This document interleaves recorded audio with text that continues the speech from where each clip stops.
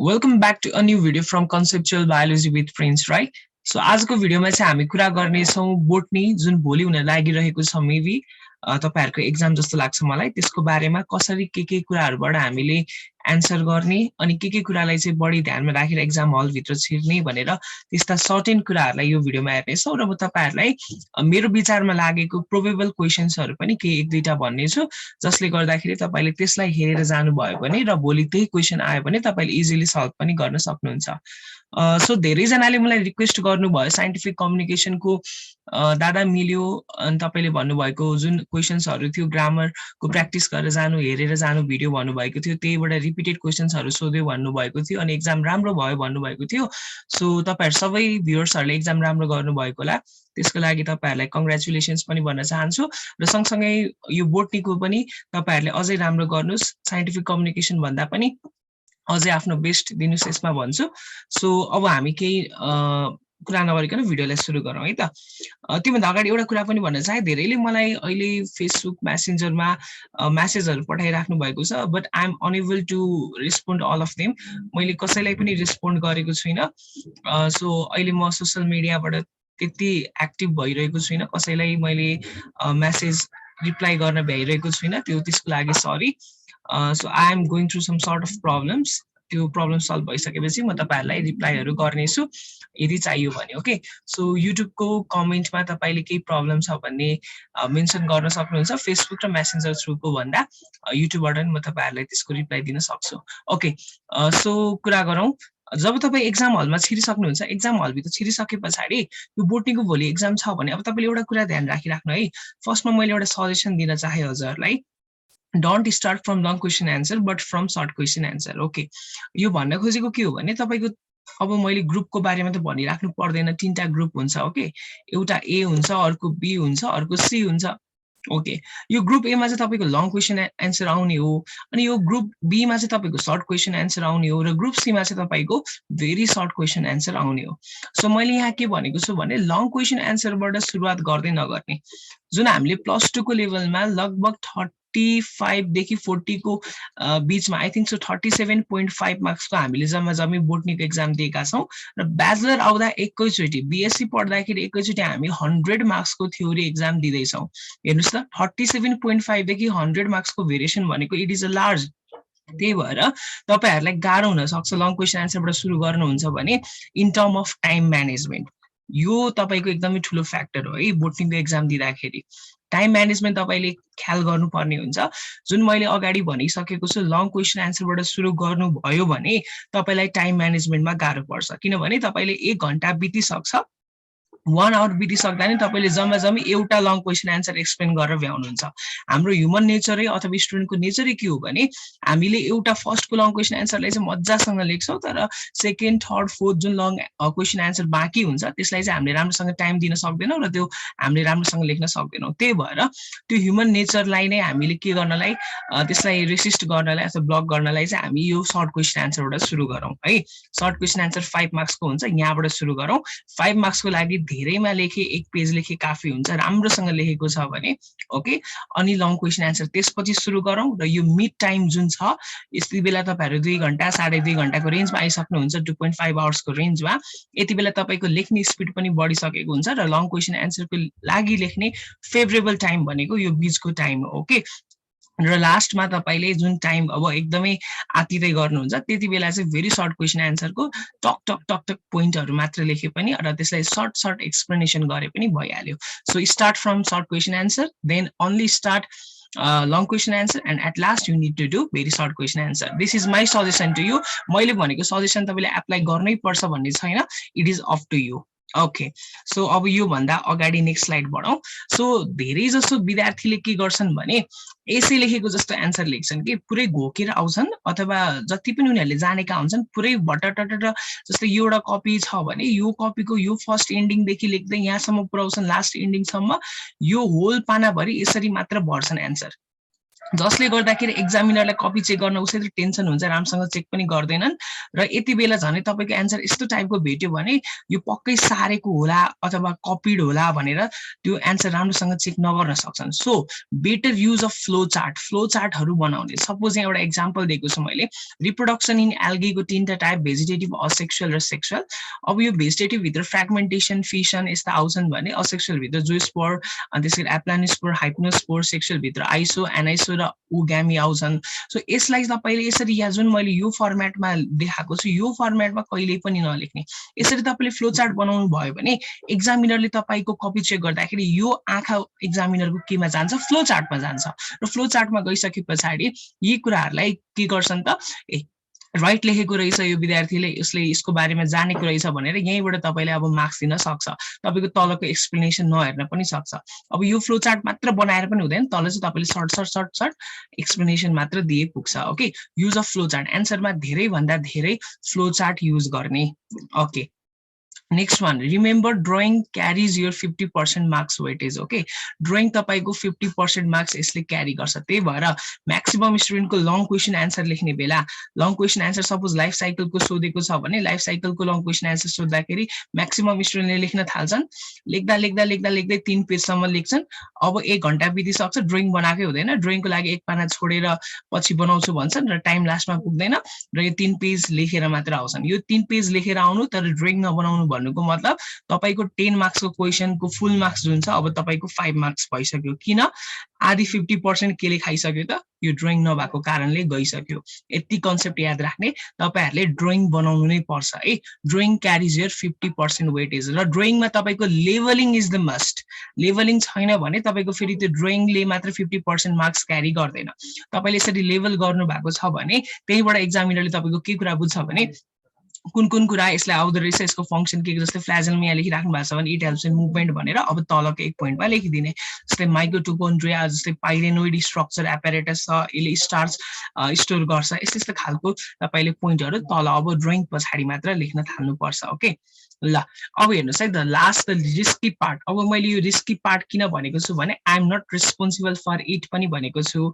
यो चाहिँ मैले तपाईहरुलाई जुन अब भन्न लागिरहेको पोर्सन चाहिँ के हो भने एक्जाममा कुन क्वेशन्सहरु आउन सक्छन्, ती क्वेशन्सहरु तपाईले हेरेर पनि जानुपर्ने हुन्छ। भोलि एक्जाम अब एक दिनमा पढेर सबै त भ्याइदैन, कतिजनाले त भ्याएर पनि अब रिभिजन गर्ने फेजमा हुनुहुन्छ होला, रिभिजन पनि सकिसकेको छ होला, उहाँहरुको लागि त झनै प्लस पोइन्ट भइहाल्यो। तर जसले केही पनि हेरेर जानु भएन, अब एकचोटी आज सर दिनभरि पढ्ने अनि भोलि एक्जाम दिने हो भने यो कुराहरु चाहिँ नछुटाउनु होला। ओके, अब इकोलोजी पढ्दाखेरि धेरैले भन्नुहुन्छ इकोलोजीको बुक पनि खासै पाइदैन। इकोलोजीको बुक नपाएको कारणले गर्दाखेरि धेरैजनाले प्लस 2 को बुकै पढ्नुहुन्छ अथवा रिफ्रेसर पढ्नुहुन्छ। यदि तपाईसँग प्लस 2 को बुक छ भने प्लस 2 को बुक्स एकचोटी सर हेरेर जाने। जुन हाम्रो सुरुको इकोलोजीको त्यो बायोटिक फ्याक्टर सक्सेसनहरुदेखि लिएर पोल्युसनको बारेमा एक्सप्लेन गरेको छ, ती कुराहरुलाई टर्म्सहरुलाई एक्चुअली सर हेरेर जाने। ओके, हाम्रो ब्याचमा के भएको थियो भने हाम्रो ब्याचमा तपाईहरुको यो सक्सेसनको क्वेशन, ओके, सक्सेसनको क्वेशन आएको थियो जुन अगाडि पोर्सन हो है। अगाडि इम्पोर्टेन्टमा तपाईहरुले बायोजियोकेमिकल साइकल मात्र हेरेर जानु होला, तर कहिलेकाहीँ सक्सेसनहरु बायोटिक फ्याक्टरबाट पनि लङ क्वेशन आन्सर बनाएर दिन सक्छ। यो बायोजियोकेमिकल साइकल भित्र 5-6 वटा साइकल छ, त्यो एकचोटी हेरेर जाने। अनि त्यसपछि अर्को लङ क्वेशनमा आउन सक्ने भनेको पोल्युसनको बारेमा र भेजिटेसन र फरेस्ट अफ नेपाल। यो चाहिँ तपाईले एकचोटी रिफ्रेसर बुक छ भने पढेर जानुस्, नभए इन्टरनेटमा सर्च गरेर हेरेर जानुपर्ने हुन्छ। र अरु क्वेशन इकोलोजीबाट के आउन सक्छ भने नेपालको नेशनल पार्क्सहरुको, वाइल्ड लाइफ रिजर्भहरुको,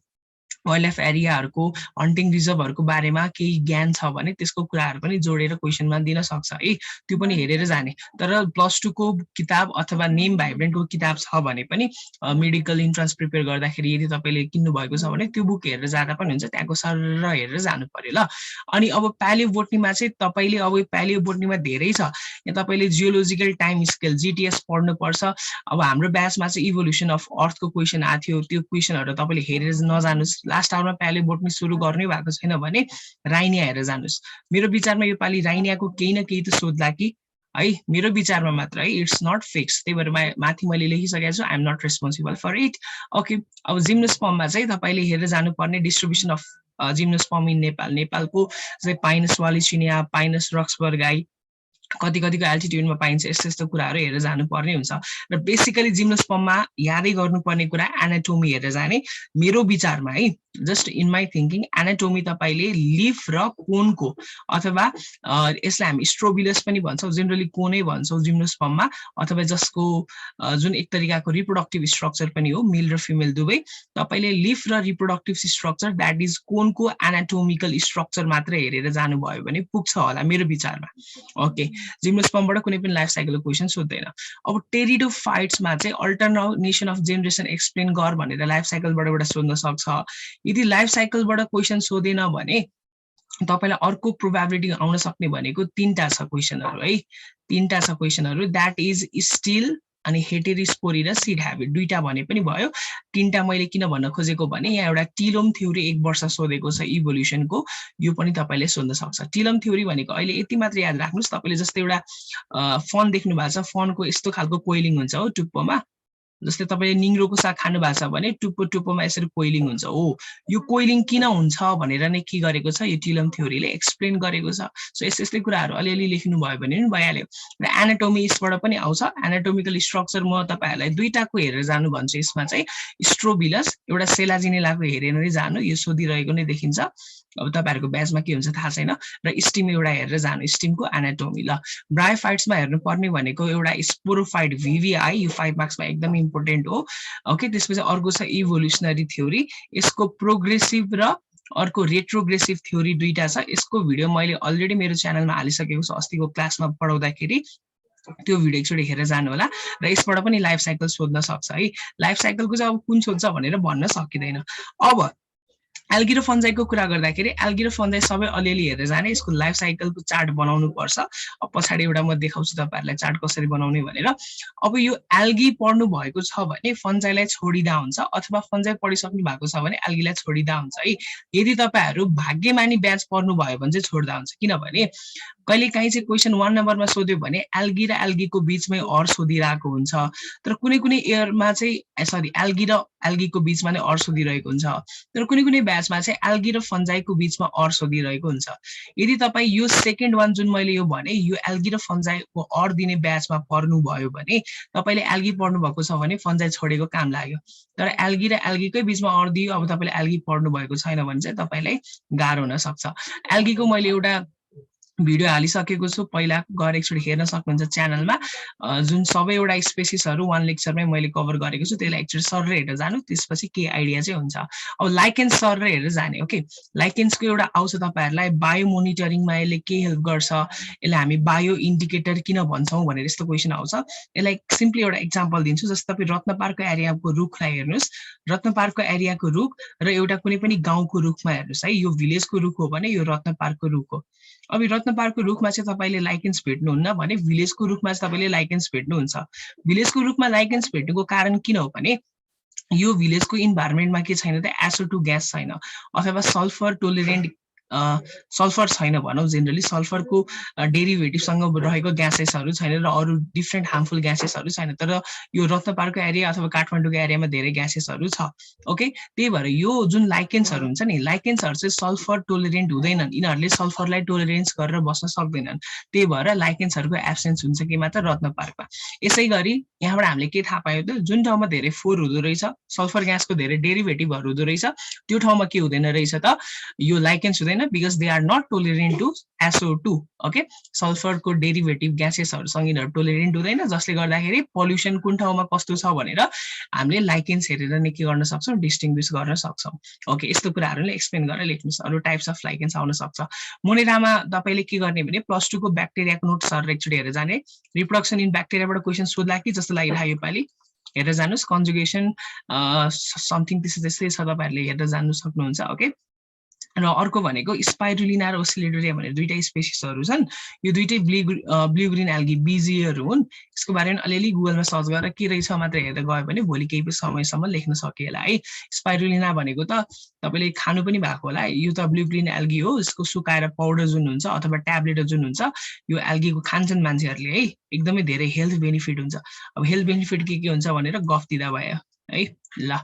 अब यति कुरा नै लेख्ने अनि त्यसपछि अघि जुन मैले यो भनेको थिए नि तपाईहरुलाई लाइफ साइकलको चार्ट यदि तपाईँलाई अल्टरनेसन अफ जेनेरेसन देखाउने एओजी जस्तै टेडोफाइटाभित्र भयो त्यस्तो छ भने यो चार्ट सबैमा बनाइदिने। केही पनि अब त्यो चार्टहरू दुई तरिकाले बुकमा दिएको हुन्छ है, अथवा रिफ्रेसरहरूमा। एउटा चार्टमा चाहिँ तपाईँको जस्तै ड्रइङै बनाएर, जस्तै मार्केन्सिया बनायो भने यो तरिकाले यसरी बनाएर होइन, यसरी यो तरिकाले बनाएर ड्रइङहरू बनाएरै यस्तो गरेर चार्ट दिएको हुन्छ हो कि। यहाँ प्रोथ्यालसहरू यस्तो बनाएर यो तरिकाको चार्ट यदि तपाईँले टाइम भ्याउनुहुन्छ भने मात्र बनाउने, किनभने ड्रइङ बनाउने टाइम लाग्छ, अगाडि पनि ड्रइङ बनिसकेको हुन्छ।